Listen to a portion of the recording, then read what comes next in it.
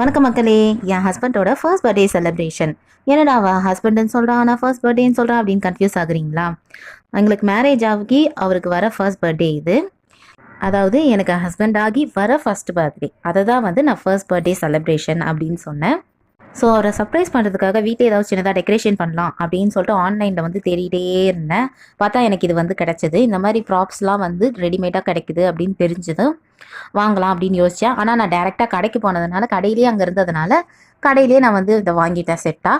இந்த நிறைய ஆர்ச் வச்ச பலூன் தனியாக தான் வாங்கினேன். இந்த டெக்கரேஷன் நானே தனியாக பண்ணது. வெளியேருந்து ஆள் வச்செல்லாம் நான் பண்ணலை.